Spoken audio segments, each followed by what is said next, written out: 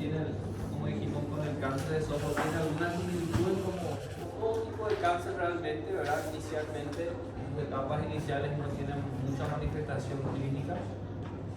Solamente cuando ya está en un estadio muy avanzado desde la clínica es muy típica y podemos reconocerlo con facilidad o sospecharlo.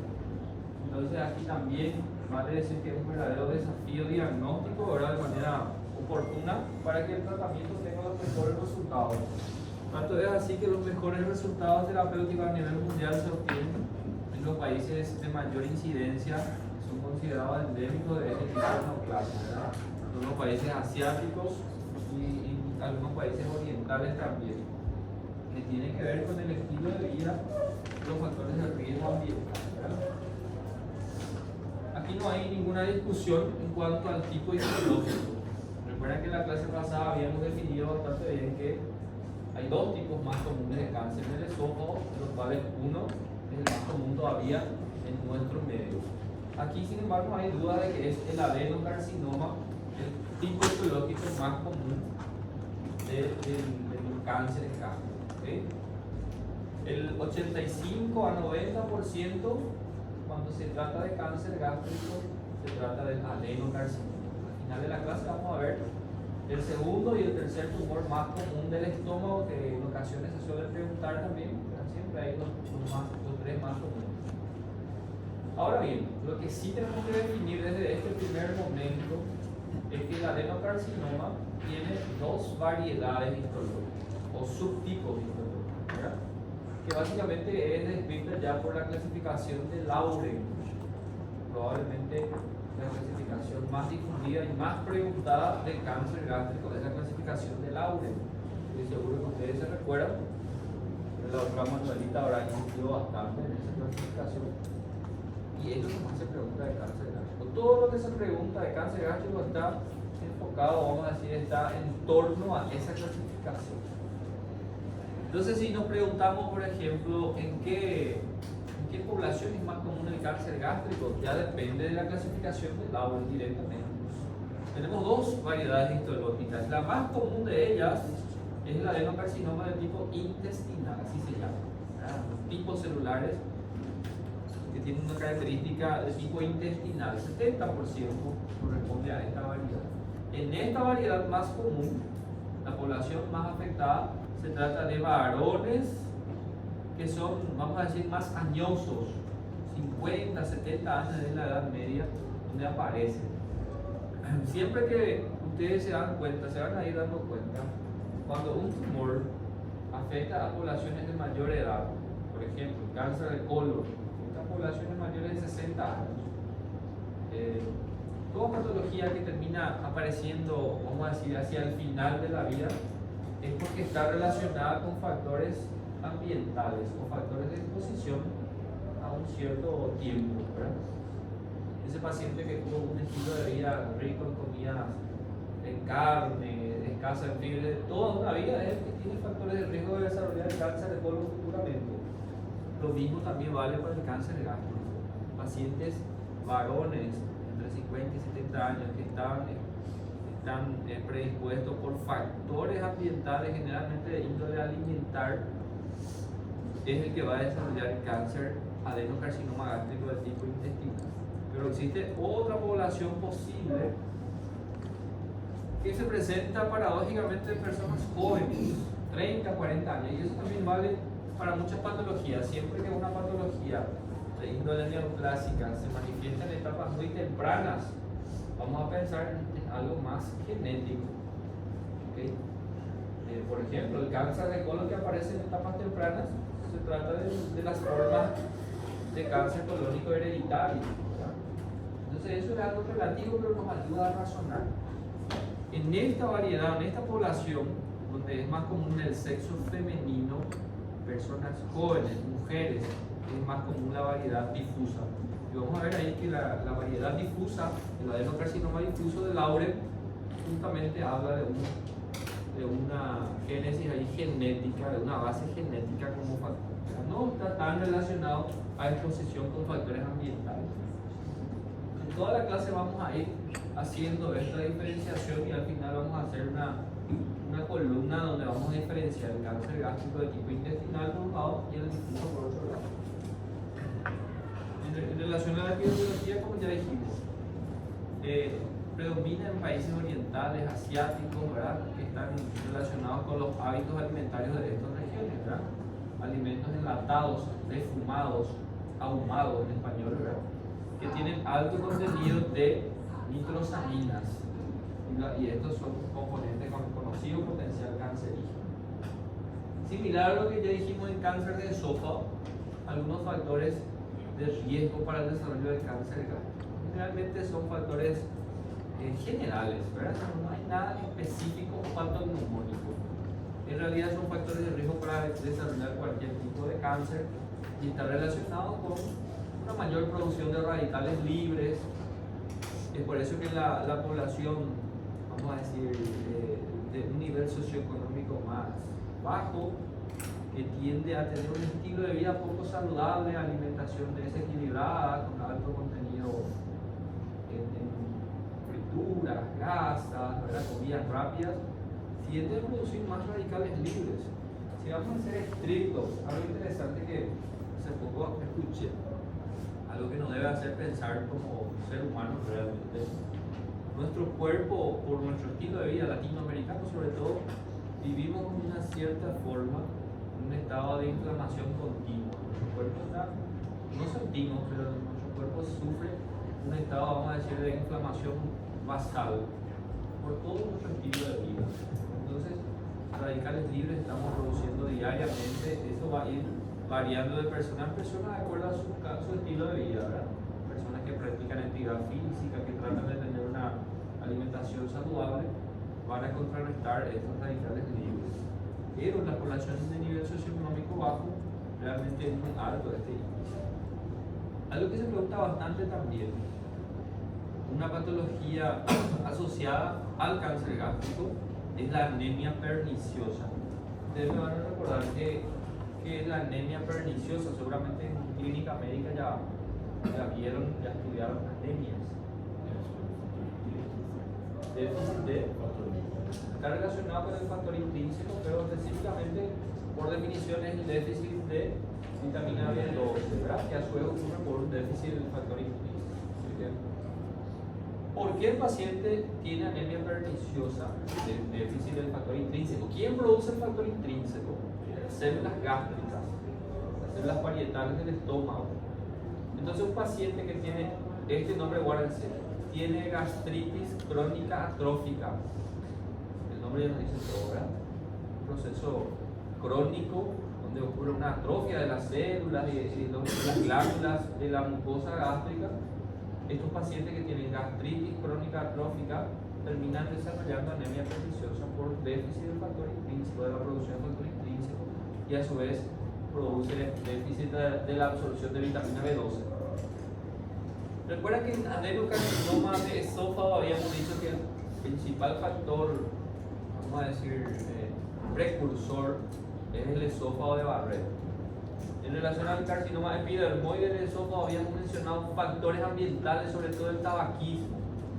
En el cáncer gástrico, vamos a decir, la lesión precursora, algo comparable con lo que es el esófago de Barrett para el cáncer de esófago, en el cáncer gástrico es la gastritis crónica. Esa es la lesión precursora que representa un riesgo muy elevado de desarrollar adenocarcinoma gástrico. Historia familiar de cáncer gástrico, naturalmente, ¿verdad?, por la carga hereditaria. Eso siempre también es algo general en cualquier tipo de neoplasia. La historia de familiares, sobre todo de primer grado, la historia de cáncer gástrico, tiene mayor riesgo. Grupo sanguíneo tipo A, similar a lo que ocurre para el desarrollo o el riesgo de desarrollo de úlceras gástricas, y el tabaquismo también es un factor de riesgo, ya habíamos dicho, ¿verdad?, para tantas patologías, tanto benignas del esófago, para el páncreas, cáncer de colon, esófago y también el propio esófago. No se ha demostrado una relación directa, por ejemplo, con bebidas destiladas como lo es el esófago. ¿Okay? También finalmente el etilismo es un factor de riesgo sistémico general, pero no una relación directa como lo es para el cáncer de esófago. ¿Okay? Bueno, En relación a los hábitos higiénicos y dietéticos es uno de los principales factores, y esto es sobre todo el motivo de que algunos países son endémicos de cáncer gástrico, ¿verdad? Los alimentos ahumados contienen alto contenido de nitritos, ¿sí? Y en los pacientes que tienen esa lesión precursora a la gastritis antrófica, ¿verdad?, termina generando acloridia, y por tanto los compuestos ricos en nitritos terminan siendo transformados en nitrosaminas, y estos tienen un potencial cancerígeno muy conocido. Otro factor también, se dieron cuenta que cuando hablamos de cáncer nunca hay un factor directamente asociado, únicamente responsable del desarrollo de ese cáncer. Generalmente es multifactorial. Es así que el Helicobacter pylori, ¿verdad? Ustedes saben que un gran porcentaje de la población, sobre todo cuanto menor el nivel socioeconómico, es portadora de este germen flagelado, que termina viviendo en el medio ácido gástrico, ¿verdad?, sin mayores inconvenientes, porque tiene la propiedad de sintetizar la ureasa, ¿verdad? Por tanto puede sobrevivir sin mayor problema en el medio ácido gástrico. Se siente muy cómodo en el medio ácido gástrico y termina generando también una especie de inflamación crónica a nivel de la mucosa, una infección ahí de marcha crónica, y también es un factor. No existe una relación directa y muy elevada, ¿verdad? No, el paciente que tiene Helicobacter pylori no está condenado a padecer de cáncer gástrico, pero existe un mayor riesgo. En este estudio interesante que se ha estudiado ahora, un estudio multisistémico en un país de alta incidencia, gran cantidad de pacientes estudiados en un periodo de tiempo relativamente interesante, se ha visto ahora que los pacientes que no se ha erradicado el Helicobacter pylori tuvieron un poco mayor, ¿verdad?, un porcentaje del riesgo de ocurrir cáncer gástrico, 1.7 contra 1.1 los que han sido erradicados. Siempre que se constata Helicobacter pylori en un estudio endoscópico, se debe erradicar. En la próxima clase vamos a hablar sobre las patologías benignas del estómago, las gastritis, las úlceras, y vamos a hablar del tratamiento de erradicación del Helicobacter. Es necesario erradicar siempre. Pacientes que eventualmente tienen pólipos gástricos. Los pólipos gástricos, sobre todo los adenomas del tipo adenoma, también representan un factor de riesgo. Una cuestión incluso de buen senso, como habíamos hablado en los pólipos vesiculares. ¿Recuerdan cuando hablamos de pólipos vesiculares? Una sobreelevación de la mucosa, de una mucosa de víscera hueca hacia la luz, ¿verdad? Y termina siendo, vamos a decir, una zona mucosa de fácil roce por cualquier alimento, en este caso, ¿verdad? Los alimentos que van pasando por la luz gástrica van rozando con facilidad ese pólipo y termina favoreciendo de esa manera la conversión de pólipo a cáncer, esa secuencia lógica muy conocida. Y ahí está la gastritis crónica atrófica, que es la principal lesión precursora para el desarrollo de cáncer gástrico. La anemia perniciosa ya lo mencionamos. Este es el aspecto endoscópico de una gastritis crónica atrófica. Finalmente el diagnóstico de esta situación termina siendo histológica. Este es el aspecto macroscópico. El endoscopista toma muestras de la mucosa gástrica, varias muestras de la representativa, y es la anatomía patológica el que termina definiendo esta situación. Otros factores de riesgo hoy día mucho menos habituales: cirugías gástricas previas. Seguramente recuerdan alguna vez ustedes el libro de Michels. Existe un capítulo que se llama Complicaciones alejadas de un estómago operado. Es que antiguamente, antes del advenimiento de los inhibidores de la bomba de protones, era muy común la cirugía gástrica. Pacientes portadores de úlceras gástricas, prácticamente la mayoría eran sometidos a procedimientos quirúrgicos, ¿verdad? El procedimiento quirúrgico era generalmente antrectomía, la resección del antro gástrico, la resección del nervio vago, ¿verdad? ¿Por qué? Porque vamos a ver eso en la clase que viene, adelantando un poco un pequeño detalle. ¿Quiénes son los pacientes que desarrollan úlceras gástricas? La úlcera es una solución de continuidad profunda de la pared gástrica que va horadando, va penetrando distintas camadas de la pared gástrica, y ocurre por un desequilibrio, ¿verdad? Eso, entre los factores defensivos propios de la mucosa, como el moco protector y la agresión ácida. En condiciones normales hay un equilibrio y por eso no existe lesión. Pero cuando hay un desequilibrio, entonces ocurre la gastritis, las úlceras. ¿Okay? Se sabe que los pacientes que tienen úlceras gástricas tienen ciertos factores fisiopatológicos que le predisponen. Uno de ellos tiene mayor número de células parietales en el antro gástrico. ¿Qué producen las células parietales? Producen ácido clorhídrico. Si tiene mayor número, mayor población de células, entonces producen más ácido. Se sabe que los pacientes tienen una mayor hiperestimulación vagal, una estimulación parasimpática muy intensa. Por eso que se justifica la vagotomía. Entonces el tratamiento era, bueno, vamos a suprimir esta fisiopatología. ¿Cómo vamos a suprimir ese número exagerado de células parietales? Vamos a sacar el antro gástrico. ¿Cómo vamos a suprimir esa hiperestimulación vagal? Vamos a cortar el nervio vago. Por eso el tratamiento era antrectomía más vagotomía. La vagotomía existen distintos tipos, ¿verdad? Recuerda cuando hablamos de las patologías biliares. Cuando se secciona el nervio vago allá en el origen, digo en el origen, ¿verdad? En la emergencia después del diafragma. Al pasar el diafragma se secciona el nervio vago, es la vagotomía troncular, el tronco del nervio vago. Tenía varios efectos adversos, entre ellos mayor desarrollo de patología biliar, ¿verdad? Que se denervaba también esta región.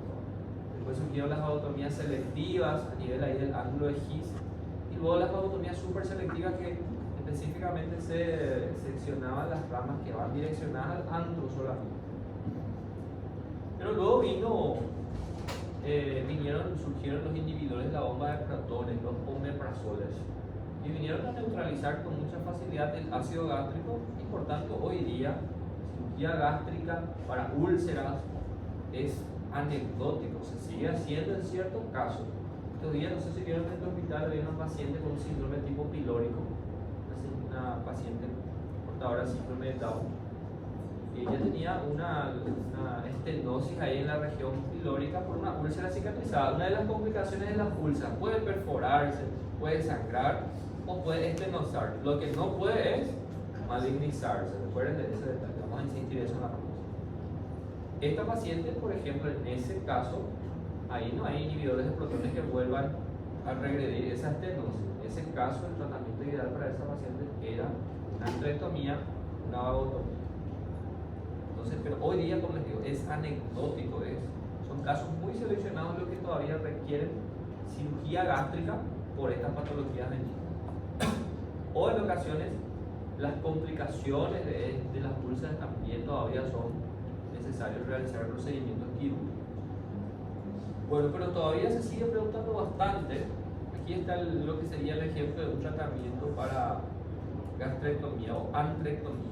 En este ejemplo, en este dibujo, está mostrando aquí un tumor, pero puede ser también por una úlcera. Activamente una úlcera en esta localización se hacía antrectomía, se sacaba el antro, se cierra el duodeno, ¿verdad? Como ven aquí, funciona así, y se hace una anastomosis gastrointestinal, ¿sí? El estómago con el asa intestinal. Esta es lo que se conoce como reconstrucción tipo Billroth 2. Antrectomía, cierre del muñón duodenal, ¿verdad? En lugar de comunicar el duodeno directamente con el estómago, ¿qué es lo que hacemos? Cerramos el duodeno y lo que hacemos es unir el estómago con el yeyuno. Y esa variedad de reconstrucción se conoce como Billroth tipo 2. Y era la cirugía de elección la más fisiológica que se empleaba para el tratamiento de las úlceras, para cualquier cirugía gástrica. Y esta a su vez representa un riesgo para el desarrollo de cáncer gástrico. ¿Por qué?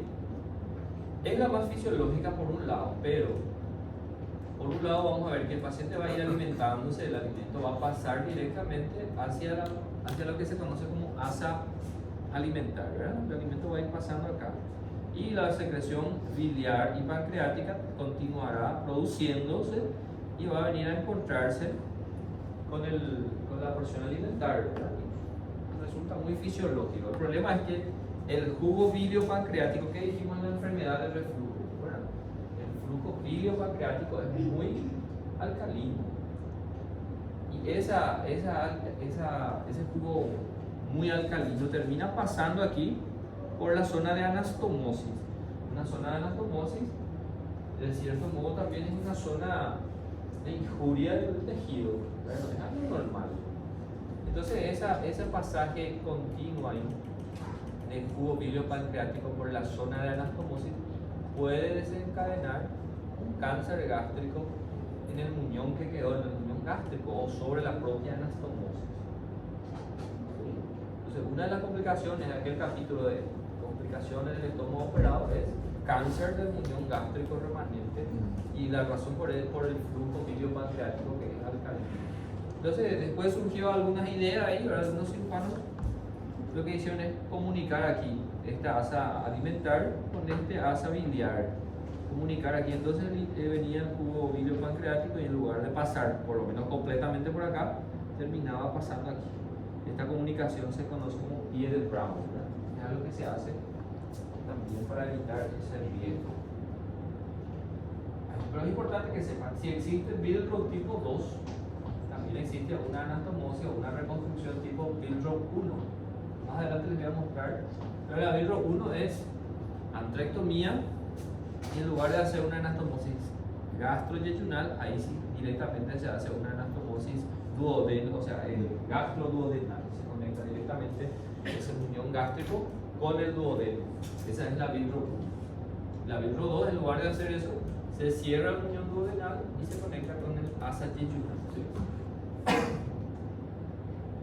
Esta sería la secuencia precursora del desarrollo de un adenocarcinoma gástrico, ¿verdad? Factores ambientales como dieta y otros factores, la infección del Helicobacter pylori también juega un rol ahí, terminan generando distintos grados de agresión mucosa, gastritis agudas, que pueden ir evolucionando hasta la forma de gastritis crónica astrófica.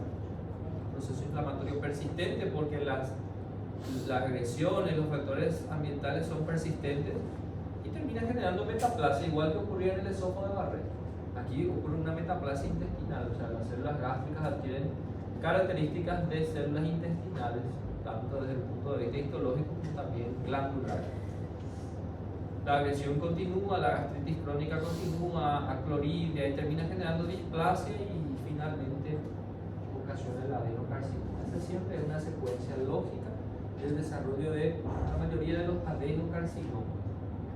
Si existe un pólipo, es mayor aún el riesgo. O sea, la secuencia pólipo-cáncer es muy conocida también.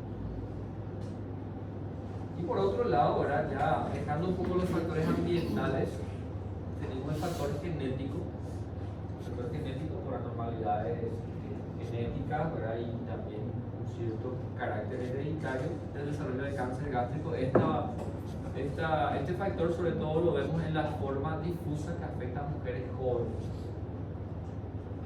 Vamos a las clasificaciones, son dos solamente las clasificaciones muy importantes. La clasificación de Borman, también seguramente ustedes conocen ya, es la clasificación macroscópica. Es decir, el endoscopista entra a la cámara gástrica y observa directamente la lesión, el aspecto de esa lesión. Si es una tumoración polipoide, vegetante, ¿verdad? Una sobreelevación hacia la luz, entonces es un Borman tipo 1. Si es una lesión ulcerada, ¿okay?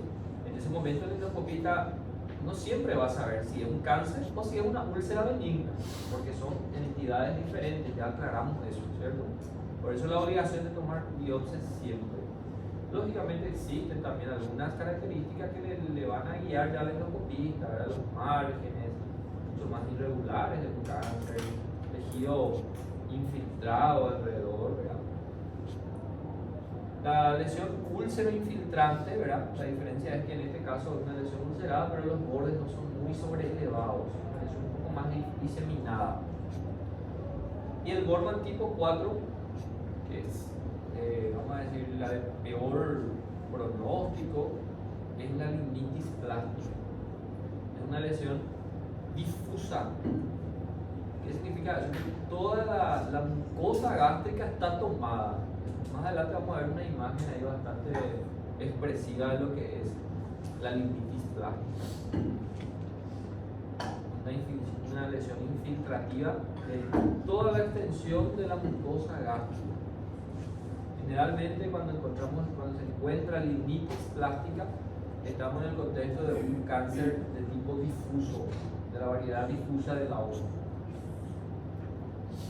Hay otras formas también de ver: la polipoide o vegetante, la ulcerada, infiltrante ulcerada y la difusa, infiltrante difusa.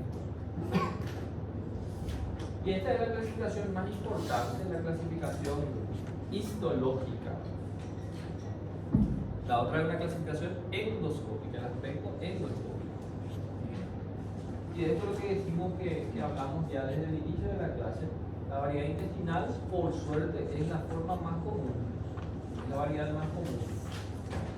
¿En qué zonas del mundo predomina? En zonas geográficas donde existen muchos factores ambientales relacionados. El tipo de cáncer que predomina en los países asiáticos, países endémicos, que tienen alto índice de factores ambientales asociados. Predominan pacientes mayores de 60 años que estuvieron expuestos ya previamente, de varios años atrás, a estos factores ambientales. Generalmente varones, por eso hablamos siempre que el prototipo de pacientes son varones añosos, ¿verdad? El tipo histológico suele ser bien diferenciado, mejor pronóstico por tanto. La diseminación es por vía hematógena o hematogénica, sería lo mismo. Entonces el primer asiento para metástasis del cáncer gástrico de tipo intestinal sería ¿a qué órgano? Al hígado, naturalmente, ¿verdad? Por la vascularización ahí portal, el drenaje venoso del estómago al hígado. Las metástasis hepáticas son un asiento común aquí. Y lastimosamente representa un criterio de irresecabilidad. O sea, un paciente que tiene cáncer gástrico con metástasis hepática ya no podemos ofrecer ninguna terapia curativa. El cáncer gástrico lastimosamente es así. Vamos a ver más adelante que en el cáncer de colon, por ejemplo, también el asiento común de metástasis es el hígado. Sin embargo, las metástasis de origen colorectal todavía tienen posibilidades curativas, muy buenas posibilidades curativas. Páncreas, recuerda que páncreas tampoco no hay más absolutamente nada que ofrecer desde el punto de vista curativo. Localización, esto es muy interesante, muy importante. La localización predominante del tipo intestinal del Lauren es el antrogástrico. Eso es muy favorable. Vamos a ver ya en el tratamiento después. Va a ser suficiente con hacer una antrectomía, solamente resecar el antrogástrico, siempre con margen sano, lógicamente. Pero no va a ser necesario sacar todo el estómago del paciente cuando está en el antro. Ahora, cuando está en el cuerpo, o peor en el fundus, entonces no hay de otra que sacar todo el estómago. Este es el que tiene esa asociación tan alta con esa secuencia de gastritis atrófica, metaplasia, displasia, ¿verdad? Vamos al tipo difuso, de menor incidencia, de menor frecuencia, más en mujeres jóvenes, recuerdan esa. Tiene relación, no tiene mucha relación con factores ambientales. A ver si uno ve bien ahí los compañeros, ¿verdad?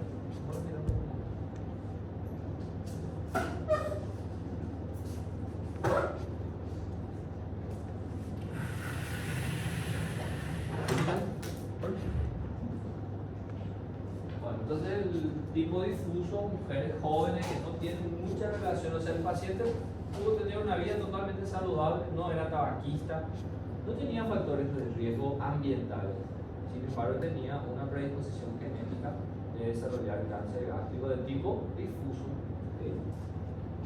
Tiene un peor pronóstico, suelen ser de tipo indiferenciado, mucho más agresivos. La diseminación de este tipo de cáncer es por vía peritoneal. ¿Recuerdan ustedes el tumor de Krukenberg? ¿Alguna vez escucharon? Un tumor muy conocido, una forma metastásica del cáncer gástrico que invade a qué órgano? Ovarios. La diseminación del cáncer gástrico por vía peritoneal, por eso ocurre en la variedad difusa. ¿Por dónde se disemina? Directamente por vía peritoneal. Recuerden que el ovario es un órgano que es intraperitoneal, pero no está revestido, o sea, es intraabdominal, pero extraperitoneal. No tiene revestimiento peritoneal, está libre ahí en la cavidad abdominal, en la cavidad peritoneal. Entonces, es un órgano que fácilmente puede ser invadido por cáncer gástrico, por ejemplo. Estamos hablando ahí del tumor de Krukenberg. La localización es muy desfavorable, suele localizarse más bien en el fondo del estómago, el fundus, o en el cuerpo. Entonces, ya adelantando un poco el tratamiento, ¿qué tratamiento probablemente vamos a hacer en el tipo intestinal? Antroectomía parcial, o sea, gastrectomía parcial. Y si ya abarca ya en el cuerpo, en el fundus, gastrectomía total. La variedad difusa, gastrectomía. Hay un detalle histológico o histopatológico muy preguntado y muy importante para el tipo difuso. Miren esta imagen. Recuerden la descripción típica. No sé si pueden imaginarse conmigo, pero alguna de estas células fueron tomadas de una lesión gástrica. Hay una alteración de la localización central habitual del núcleo, ¿verdad? Son cambios atípicos y da la impresión que los núcleos están tan periféricos que parecen un anillo, células en anillo de sello o en aneo de Simechi. Antiguamente, ¿se acuerdan ustedes que los pergaminos y todos los documentos oficiales terminaban siendo sellados ahí por el anillo del emperador o de lo que sea? Y sellaba ahí, ¿verdad? Tenía un sello que tenía un sello, ¿verdad? Un silencio. Entonces, comparando, haciendo una analogía muy imaginativa, pero muy preguntada, si de repente en un caso clínico ustedes le dicen, o un paciente, de repente algún conocido de ustedes viene, mira, me dice esta endoscopía y vino de este lado, y ustedes leen ahí, células en anillo de sello, malísimo. Estamos ante un cáncer gástrico de tipo difuso, mal pronóstico, gastrectomía total va a ser necesaria si es que todavía tiene posibilidad curativa. Si ya tiene metástasis, no hay ninguna posibilidad curativa. Entonces recuerden eso. Y también es en la variedad difusa donde solemos encontrar el aspecto macroscópico de Bormann de la infiltración difusa, la limnitis plástica, suele ser en esta variedad. Las localizaciones habituales del adenocarcinoma, 30% son de localización distal, eso es favorable. 20% en el tercio medio, el tercio medio es muy relativo, generalmente la mayoría requieren gastrectomía total, pero en algunas ocasiones va a depender del margen, ¿verdad? Cuando hablamos de margen sano, se debe tener un margen de resección de por lo menos 5 centímetros proximales y 2 centímetros distales para una resección curativa R0. R0 significa que tengamos seguridad de que no haya quedado ninguna célula neoplásica macroscópicamente evidente y también microscópicamente. R0. R1, tal vez macroscópicamente parece que no quedó tumor, pero después el estudio histológico dice que hay células comprometidas.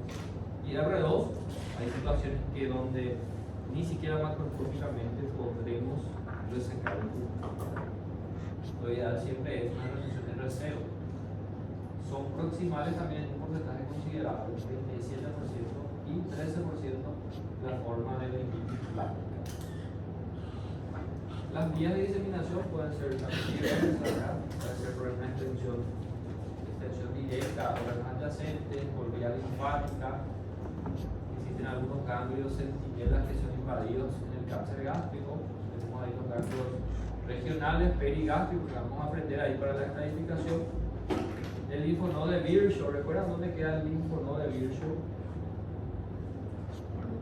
Supraclavicular izquierdo, ¿verdad? Entonces muchas veces encontrar un ganglio supraclavicular izquierdo aumentado de tamaño en un paciente con clínica de cáncer gástrico es un signo también del mal pronóstico, ya está diseminado, ya se considera una enfermedad avanzada. Entonces, lo que les decía en la clase pasada, una forma clínica de estadificar incluso. Si encuentro eso, es muy sugestivo que es un estadio 4. El linfonodo de Irish es el axilar izquierdo. la diseminación hematógena siguiendo la circulación portosistémica, ¿verdad? Por vía peritoneal o implante peritoneal. Vamos a ver también situaciones, sobre todo en la variedad difusa, donde hay una diseminación por toda la cavidad peritoneal. ¿Sí? Me voy a contar un caso que tuvimos en la residencia, la paciente joven, y tuvimos una imagen idéntica al ovario, tumor de Zuckerberg, la diseminación al fondo del saco de Douglas, al peritoneo del fondo del saco de Douglas, lleno de granos metastásicos. Le hacemos tacto rectal al paciente y sentimos como una bolsa cargada de nueces, dice la literatura, ¿verdad? Es el signo de Anaker de Blumer o Brachymeria de Blumer en portugués. Se sienten varios nódulos, parece una bolsa cargada de maíz. No sé si pueden imaginarse conmigo. Una bolsa, un globo cargado de maíz. Así se siente al tacto rectal el fondo del saco de Douglas. Tiene varios nódulos metastásicos. También puede diseminarse por vía peritoneal a través del ligamento redondo. Sigue esa vascularización ahí y termina llegando hasta el ombligo. Un nódulo umbilical que es una verdadera metástasis, que se conoce como el nódulo de la hermana María José, ¿verdad? O la hermana Mary Joseph, Sister Mary Joseph. Vamos a ver si lo sigue. Síntomas tempranos, lastimosamente, como dijimos ya al inicio de la clase, no hay mucho. Generalmente los síntomas iniciales son muy subjetivos, tienen dispersia, ¿recuerdan? Por eso en la clase pasada también definimos el síndrome dispéptico. Es importante endoscopar en ciertos criterios, ¿verdad? Justamente rastreando cáncer gástrico. Malestar específico, anorexia, decaimiento del estado general, anemias inexplicadas por otras causas, pérdida de peso, en ocasiones dolores. Algunos un poco más sugestivos, viene el paciente refiriendo ya vómitos, intolerancia a la vía oral, en ocasiones tuvo pérdida sanguínea por esos vómitos, ¿verdad? Síntomas mucho más sugestivos, pero un poco más avanzados ya cuando palpamos ya una masa tumoral en epigastrio. Eso implica ya generalmente un tumor muy avanzado, probablemente irresecable. Síntomas más atípicos en los tumores más proximales, en aquel paciente con Seward 3, ¿recuerdan la clasificación de Seward que vimos en la clase pasada? ¿Cuánto pasado?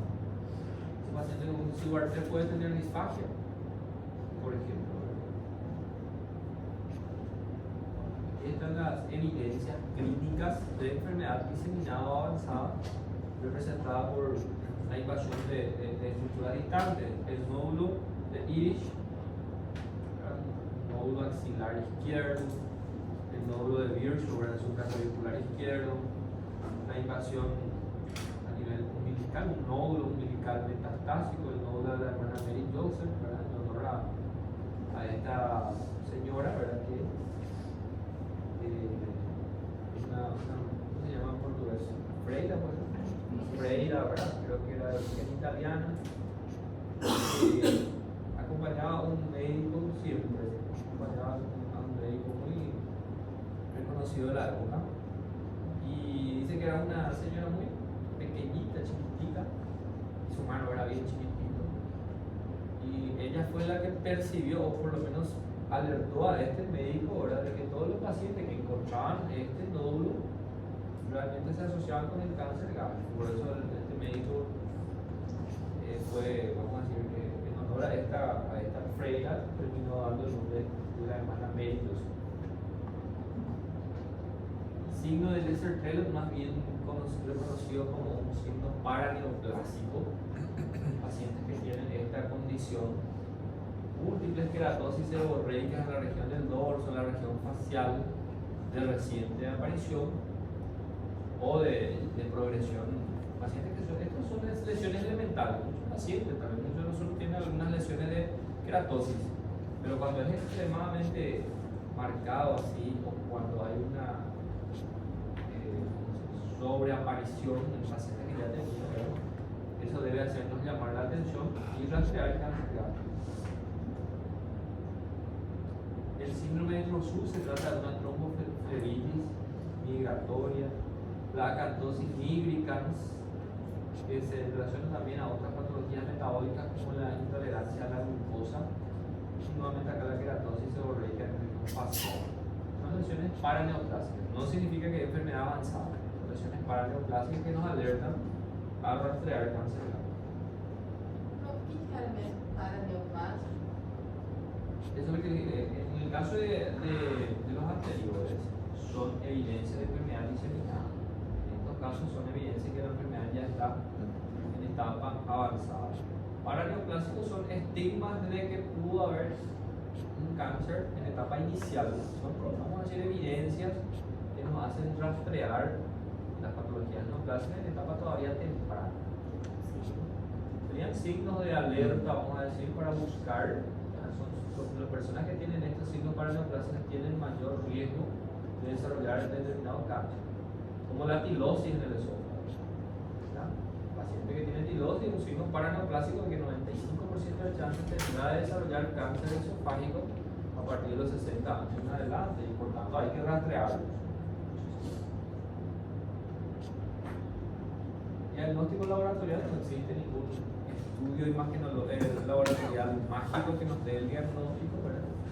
Datos muy relativos.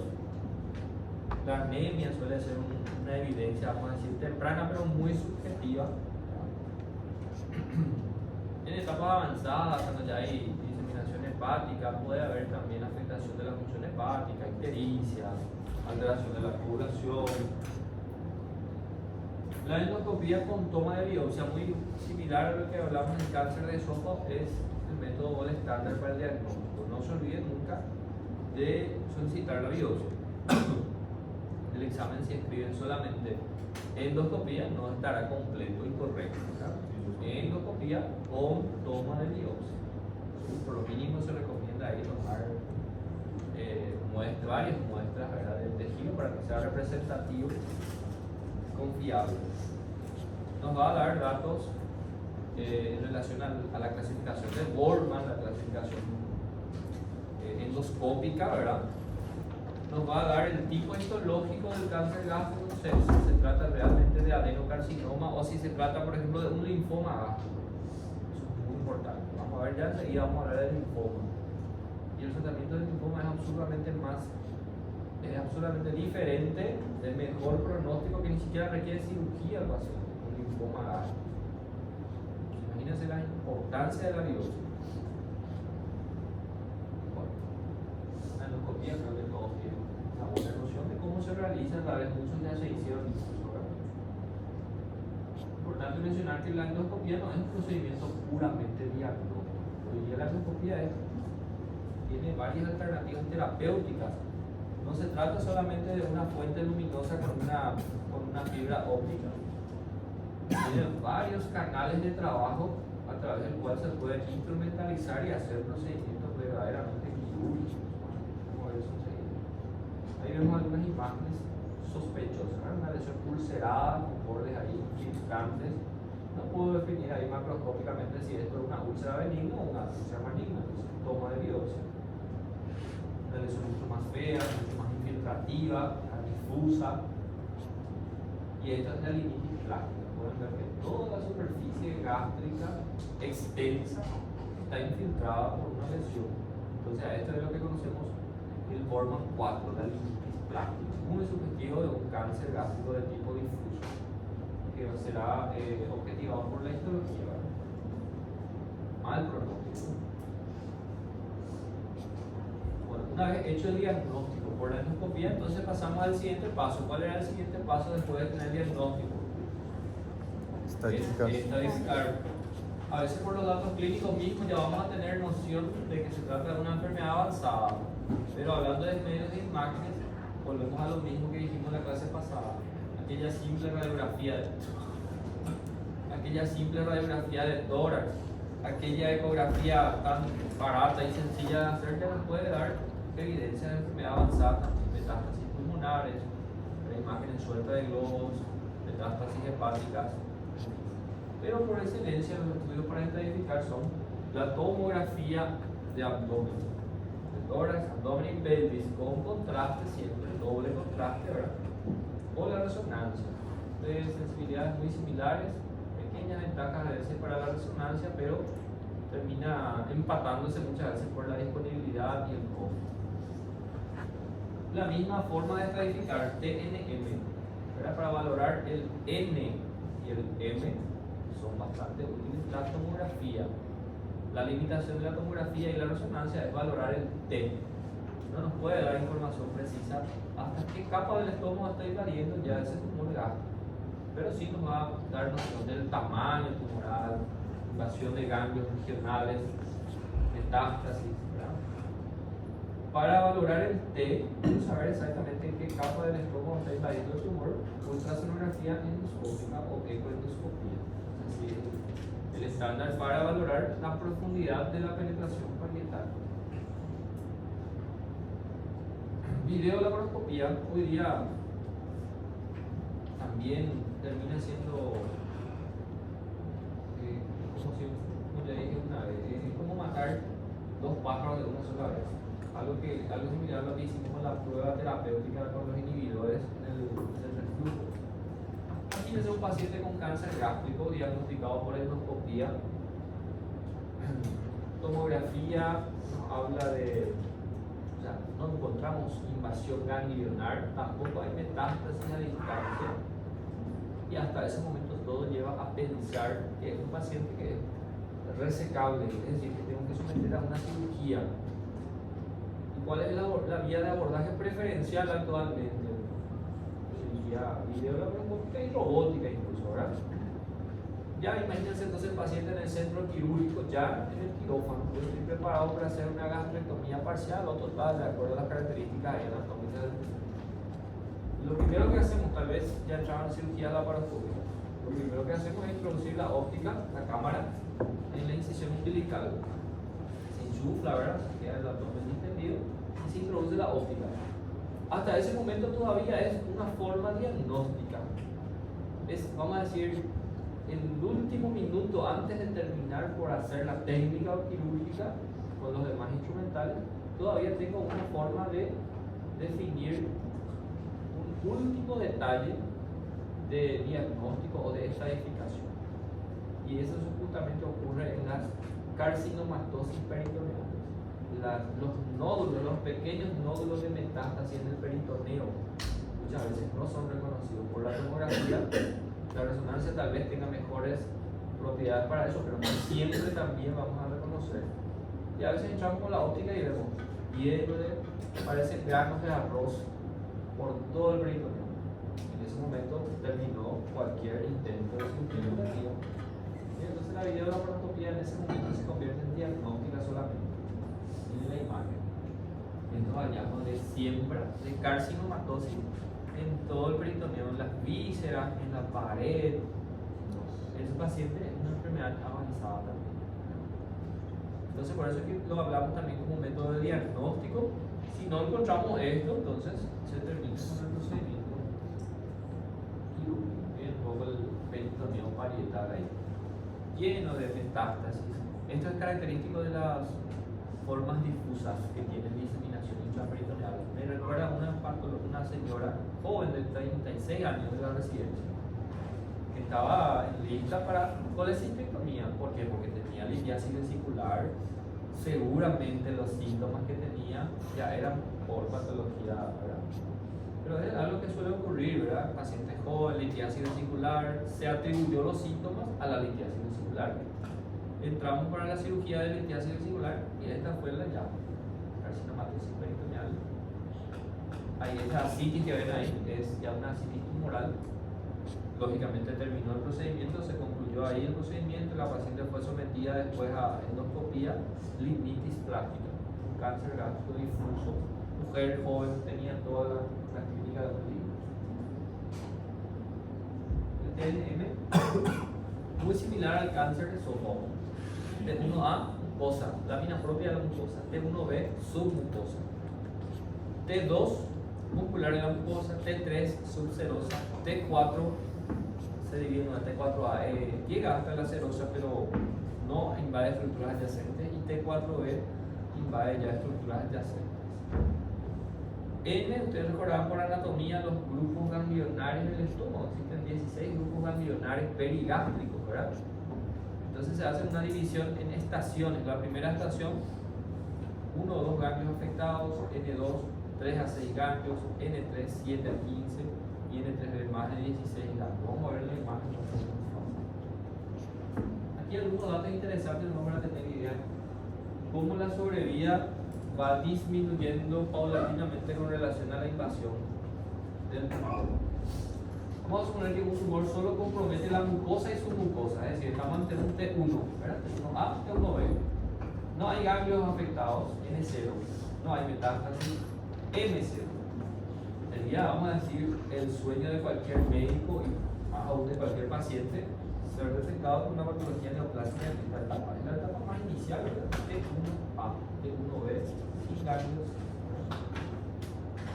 Estos son diagnosticados solamente con screening, con rutinas endoscópicas en etapa asintomática. Estos pacientes tienen sobrevida del 90% a los 5 años. El gran problema es que menos del 10%, menos del 5% de los pacientes son diagnosticados en esta etapa. Va cayendo la sobrevida. Ahora, cuanto más penetración tiene el tumor, cuanto más profundo es, ¿verdad? Fíjense, del T1, que era el caso anterior, solamente vamos a aumentar un escalón más, T2, N0 todavía. La sobrevida cae al 70%. La misma topografía o T, pero ahora vamos con N1, la primera estación ganglionar, 50% cada. N2, 25%. Va cayendo bastante la sobrevida. Por eso los resultados terminan siendo muy desfavorables, aún en centros de mayor referencia. Esto cae muchísimo, todos los años repetidamente, impresionantemente. Una de las preguntas que tienen ganado en cualquier examen de cirugía que refiera a cáncer gástrico.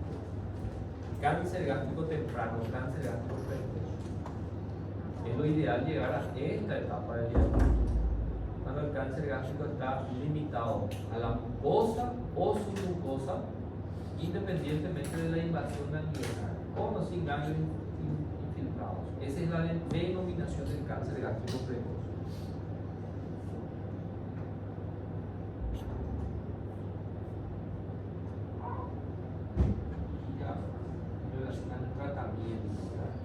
El tratamiento por excelencia para el cáncer gástrico es la cirugía de resección tumoral con margen sano, es decir, la gastrectomía. Va a ser parcial o total de acuerdo a las características histológicas y anatómicas del tumor. Y siempre, ¿verdad?, con criterio oncológico, implica resecar también los ganglios linfáticos regionales. Hasta la segunda estación ganglionar. ¿Qué significa eso? D2. En algunos casos seleccionados se puede hacer también terapia endoscópica con fines curativos. La mínima cantidad de pacientes que terminan siendo diagnosticados en un tumor limitado a la mucosa, T1A, N0, M0, imagínense. Entonces sería posible hacer una ablación endoscópica, una mucosectomía endoscópica. Pero tiene que ser un tumor no ulcerado. Si el tumor está ulcerado, ya tiene que ir a cirugía radical. Debe ser bien diferenciado. Debe medir menos de 2 centímetros en los estadios 1 o 2A. Y debe medir menos de 1 centímetro para los estadios 2B y 2C. Esos son los criterios para someter al paciente a este procedimiento. Ahí está la lesión tumoral. Se procede a inyectar una sustancia a nivel de la submucosa para sobreelevar la mucosa. Y acá ven ustedes como lo que les dije, que la endoscopía no es solamente una fibra óptica, sino que tiene varios canales de trabajo para instrumentalizar la vía biliar. Como ven, en este caso está haciendo una cirugía curativa de cáncer gástrico, porque puede introducir instrumentales, ¿verdad?, para manipular quirúrgicamente esa mucosa. Como pueden ver aquí, pinza la lesión. Esto pasa de diatermia, ahora que termina por seccionar esa zona. La lesión inicial, la inyección de una sustancia para sobrelevar la submucosa y de esa manera facilitar el agarre, vamos a decir, de esa lesión. Y queda de esta manera un tratamiento curativo. Ustedes van a buscar en internet y van a encontrar cualquier cantidad de tutoriales muy interesantes de mucosectomías endoscópicas. Un campo de la medicina muy fascinante. la endoscopia. Pero mínima cantidad de pacientes se llega al diagnóstico en esa etapa. Ese es el gran problema. E1A, N0M. En el resto de los mortales, como se dice, entonces no hay otra que hacer la cirugía convencional, ya sea por vía abierta, por vía laparoscópica o robótica, dependiendo de la disponibilidad de cada centro clínico. ¿En quiénes vamos a hacer gastrectomía parcial o total? Eso es lo que vamos a definir ahora. Gastrectomía parcial, ahí está el ejemplo, ¿verdad? Que ya habíamos dicho, similar a las antiguas cirugías que se hacían para las úlceras, solamente que en este caso con margen sano, ¿cierto? Ven aquí ustedes la localización del tumor. En este caso entonces se trata de un tumor probablemente de tipo intestinal, ¿verdad? Son los requisitos en quienes vamos a hacer gastrectomía parcial. Tipo intestinal del áureo, localizado en el antro gástrico, gastrectomía parcial o antrectomía. Y reconstrucción tipo Billroth 2, aquella misma reconstrucción que ya habíamos hablado, ¿sí? La más fisiológica. Y finalmente se agrega ese pie de Brown, esa comunicación entre las asas biliar y la asa intestinal. ¿Cómo se llama? Pie de Brown. Pie de Brown, así como suena. P-A-W.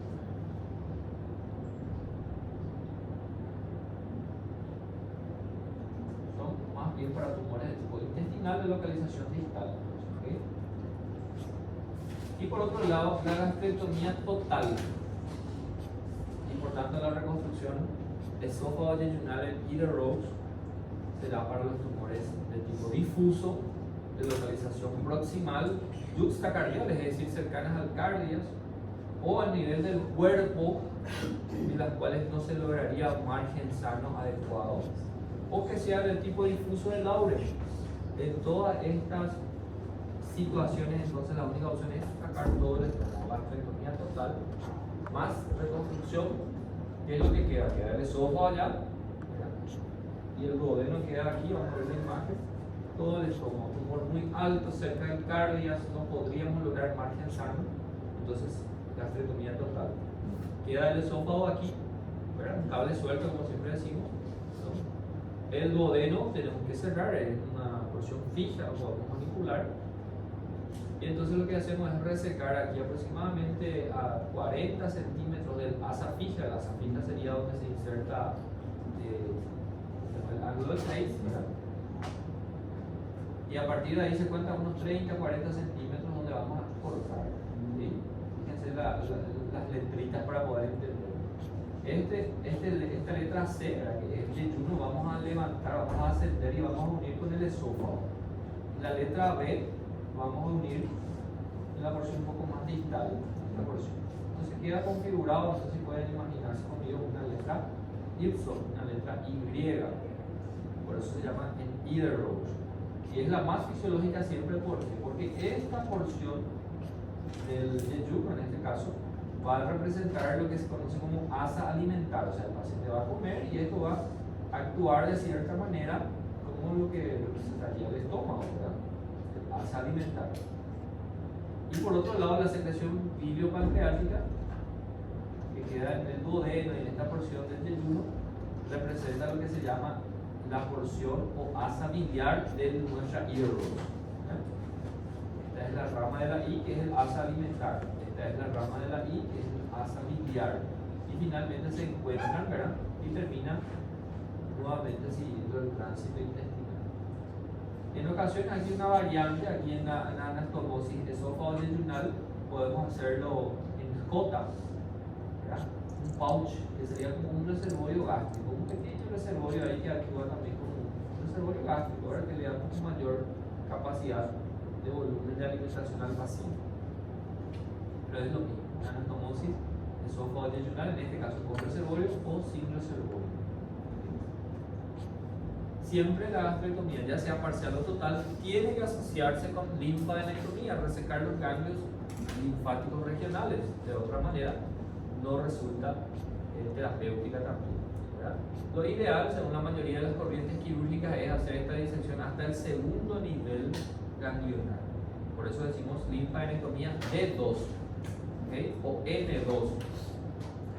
Algunas corrientes americanas hablan y hacen hasta D1 solamente. Dicen que no hay mucha diferencia significativa en amor y mortalidad, pero la mayoría de las corrientes quirúrgicas hablan de D2. Algunos japoneses incluso hablan de D2+, sacan un ganglio más, que es el ganglio ahí del hígado esplénico, muchas veces con esplenectomía asociada.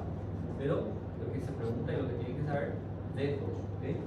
Que sería, aquí está la primera estación ganglionar, los primeros 6 ganglios, ¿verdad? El cardial derecho, cardial izquierdo, la curvatura menor, la curvatura mayor, suprapilórico, infrapilórico. Generalmente al sacar el estómago, estos ganglios ya vienen con la pieza operatoria. ¿Entienden? No es que vamos a ver cada ganglio.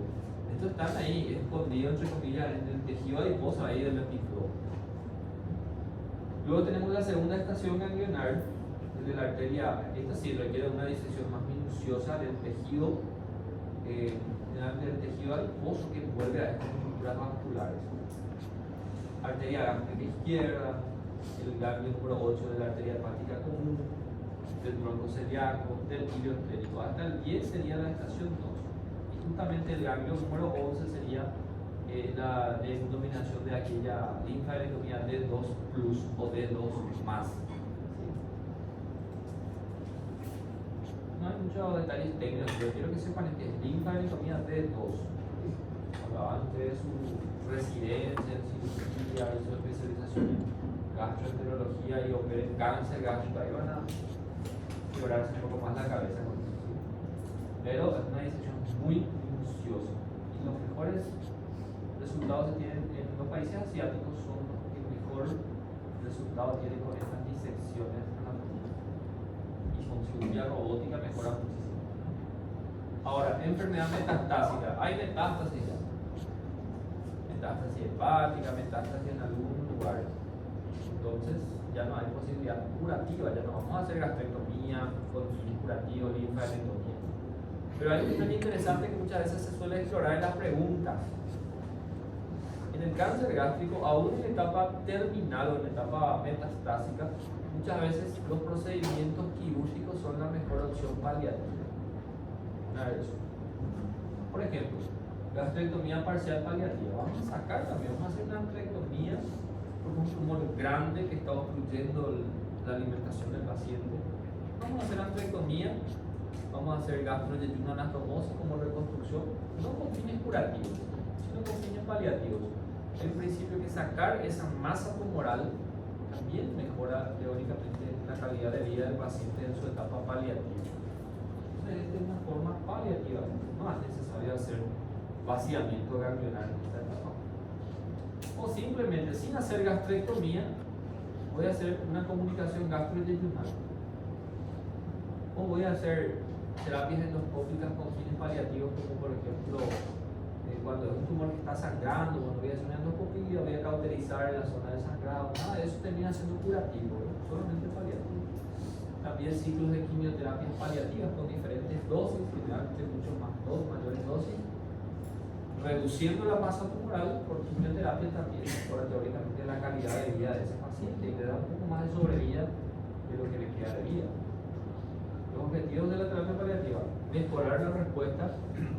La cirugía mejora la respuesta a la quimioterapia paliativa, porque se reduce la carga tumoral, reducir los síntomas terminales como las obstrucciones, sangrado, y te da una mejor calidad de vida.